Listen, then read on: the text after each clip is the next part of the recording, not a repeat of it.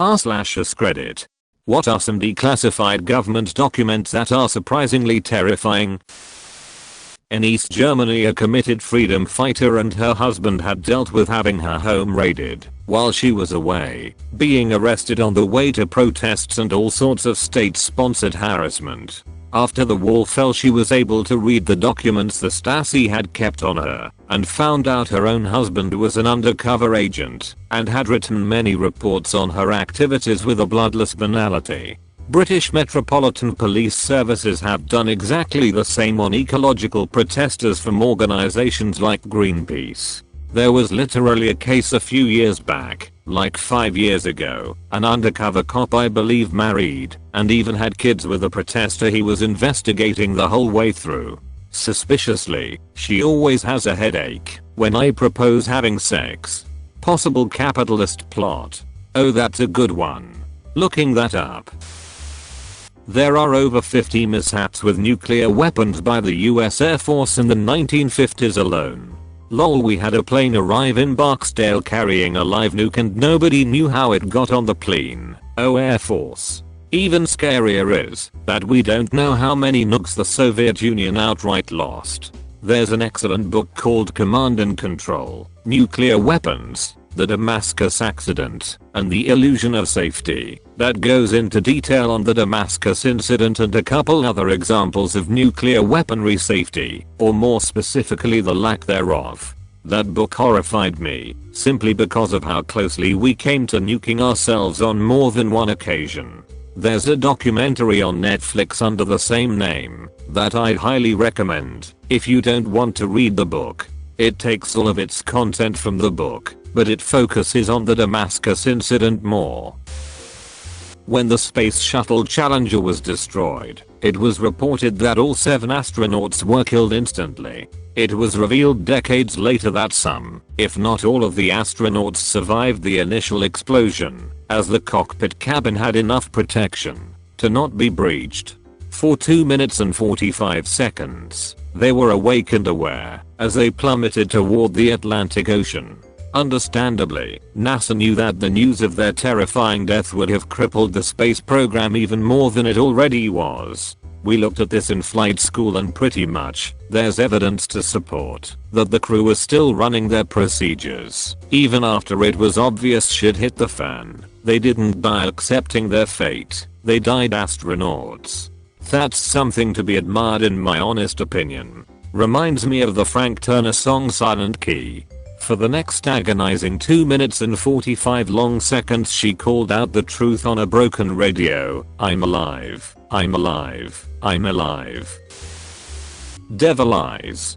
The plan after 9/11 to make figurines that look like Osama bin Laden and give them to kids in South Asia. After it's left in the sun for a certain amount of time, its face would peel off to reveal a demon-like visage with red skin, green eyes, and black markings. Basically a demon. The objective was to scare kids and their parents, so Bin Laden and Al Qaeda would lose support. You should watch The Holy Mountain.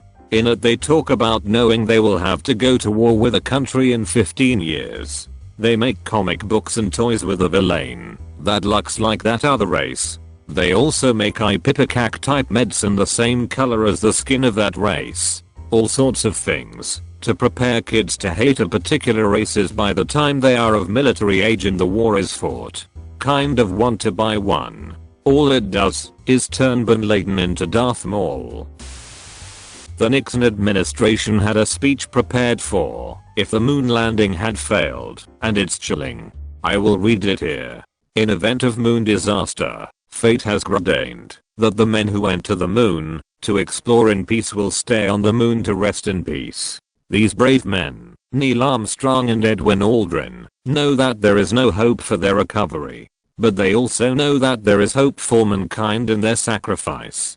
These 2 men are laying down their lives in mankind's most noble goal, the search for truth and understanding. They will be mourned by their families and friends. They will be mourned by their nation. They will be mourned by the people of the world. They will be mourned by a Mother Earth that dared send 2 of her sons into the unknown. In their exploration, they stirred the people of the world to feel as one in their sacrifice. They bind more tightly the brotherhood of man. In ancient days, men looked at stars and saw their heroes in the constellations. In modern times, we do much the same, but our heroes are epic men of flesh and blood. 2 others will follow and surely find their way home. Man's search will not be denied. But these men were the first, and they will remain the foremost in our hearts. For every human being who looks up at the moon in the nights to come, will know that there is some corner of another world that is forever mankind. Prior to the president's statement, the president should telephone each of the widows to be. After the president's statement, at the point when NASA ends communications with the men, a clergyman should adopt the same procedure as a burial at sea, commending their souls to the deepest of the deep, concluding with the Lord's Prayer. Really is chilling. Imagine if they landed on the moon and were unable to lift off again, just having to sit there and stare at Earth as they die. Yikes. I used this for a public speaking class in college and the reactions were amazing. Even though I introduced it as a speech that was never given. Epic men of flesh and blood in reference to heroes in the sky/stars. Awesome line.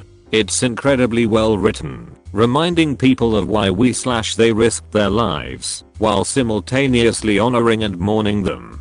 That's a very difficult thing to do well in so short a piece. Read the book 1 second after. It's about what happens after an EMP attack on the US. It's based on actual government studies and estimates. It is terrifying. There's a fantasy series that goes into this Emberverse, where an EMP storm off the coast of Nantucket makes all gunpowder plus electricity unusable and the after effects. It starts off great and reads like alternate history, then gets into fantasy in later books, but the first book, Dies the Fire, is amazing. Operation Northwoods, a plan for a false flag operation that came from the Joint Chiefs of Staff and Department of Defense in 1962 and given to JFK, who turned it down.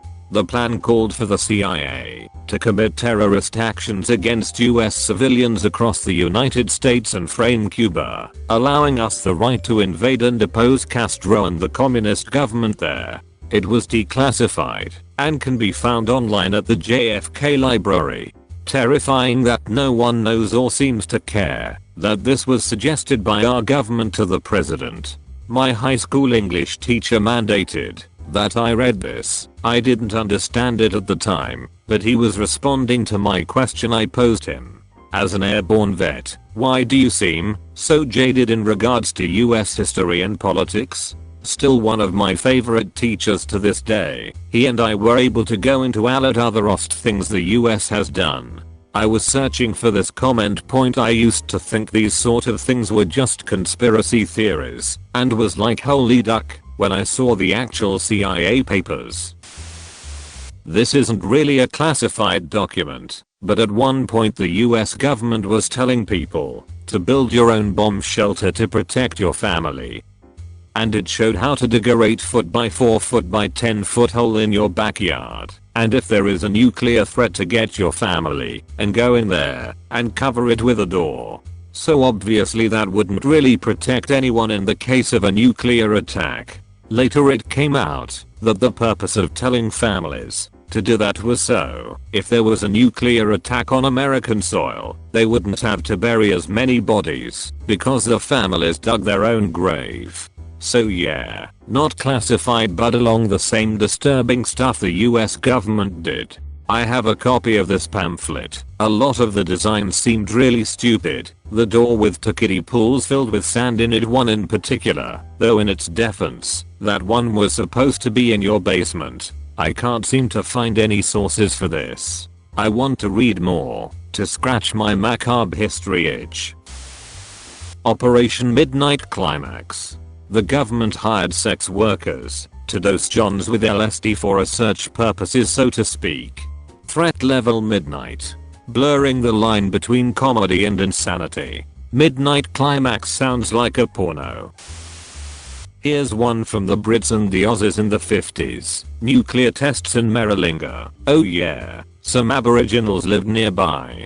The government were going to nuke Scotland for a while, I think, Then they realized that was a stupid idea, as Scotland is a pretty small place relatively speaking, and nuked Australia instead. I'm kind of surprised they didn't do as the Americans and nuke a territory in the Pacific. The Pitcairn Islands are still British, and they didn't care about protecting endangered species then. Australia was independent in the '50s. I can't imagine the High Commissioner asking if we could nuke part of Australia. CIA invested millions in trying to make cat spies. $20 million to be precise. Know why it didn't work? Test #1, their very first spigot ever ran into the street and was hit by a car. They decided to not continue. Like the agency Perry the Platypus works for. My previous answer to another post. Theblackvault.com. Not sure if this has been mentioned or not. I'm not scrolling through a million replies. The site is run by a guy named John Greenwald. U/Blackvault started putting in Freedom of Information Act requests when he was 15 and never stopped. Currently has what is arguably the largest privately owned collection of declassified information from the US government anywhere, and the entire archive is accessible for free. Not a direct answer to your question, but anything you want to know about stuff the US government was up to can be found buried in there, and he's taken the time to sort some of the more interesting stuff out to make browsing easier. Cheers. His Black Vault podcast is always a good listen, even if you don't buy into the UFO stuff. He doesn't hesitate to point out the bullshit from anyone, whether they are believers in this stuff or not, and gives a lot of time to skeptics to put their side of the argument, and treats everyone with respect. Project Sunshine, where the US government bought remains of dead infants to test for radiation.